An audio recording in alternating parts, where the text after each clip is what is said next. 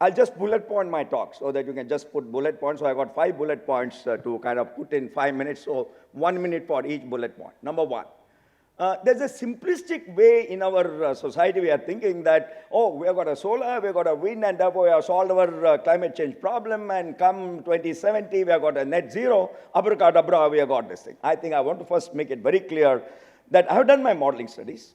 Today, if you want to really assuming that India is consuming about 7,000 terawatt hours, and we'll go to about 42,000 terawatt hours by 2050, and about 61,000 terawatt hours, this includes everything, the electricity, everything.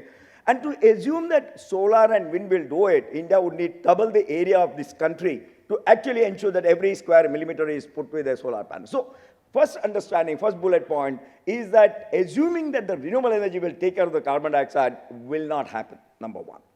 Number two is the fact that if that is agreed, which means that India needs fossils, okay? It has been talked about it. But fossil has to reinvent itself as a clean fossil. And therefore, CCUS is a very important aspect because we have to understand that while we have got a global ambition for a net zero, we also have an energy independence of this country is extremely important. The Ukraine war has said how important it is for us to secure our energy. And therefore, coal or whatever fossil we have got, of course the biomass and other things, but they form a small fraction compared to what is available in the country. And therefore, it becomes very important that carbon capture, utilization, and storage becomes very important. I just want to give you some example. In 2004, when I was the executive director with NTPC, I was assigned, because I was handling some of the Kyoto Protocol, and I did a simple calculation. In a 200 megawatt power plant, if I had to capture carbon dioxide, don't ask me what is the technology, assume that there's a technology. The cost of the power will increase by about, that time about 34%, which means about cost of power generation from a single power plant of the 1 rupee, it would mean 34 paisa.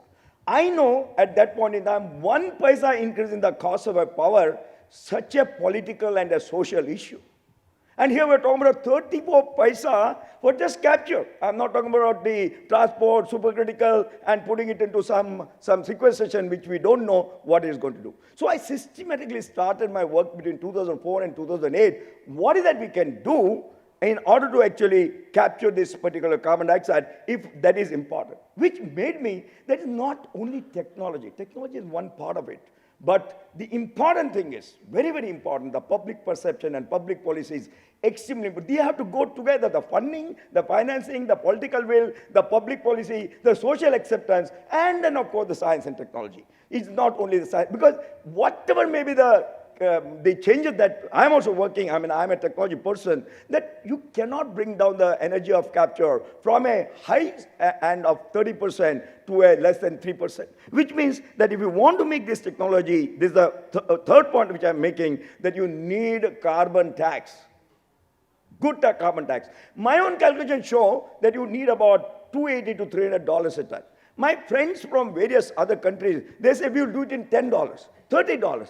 Somebody has to prove me how $30 a ton of carbon dioxide is possible from capturing to compression to storage and then finally sequestration. And when I'm talking about 300 tons, it's just CCS, sequestration. And now we want to convert it into some products like methanol, methane, dimethyl ether, aggregates, and urea and ammonia and what have you. It'll add another cost because you have to have hydrogen and you have to have some other conversion. So what I'm saying is that when we talk about carbon capture or climate change, is society willing to accept that they have a responsibility of what 100 years of garbage which is there in the atmosphere, that are we taking responsibility of bearing that cost? If the society is not bearing the cost, we as scientists and technologists, we have no hope, we have no kind of a hope that we can do it. But I am an eternal optimist, a dangerous optimist. So I still feel that whatever we have to do as a scientist, that's my point number 4, is I feel that while the public policy people have to talk about the public, the funding agencies have to talk about funding, we need to develop technologies. I keep saying, I was in Princeton about 1.5 months back, and I told them India will find its solution, because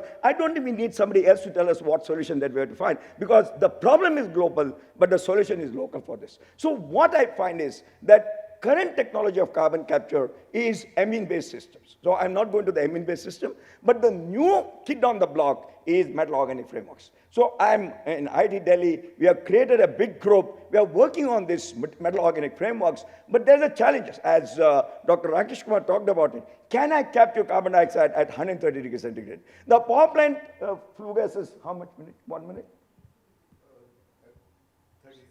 30 seconds. So, all right, I'll do it in 30 seconds. So,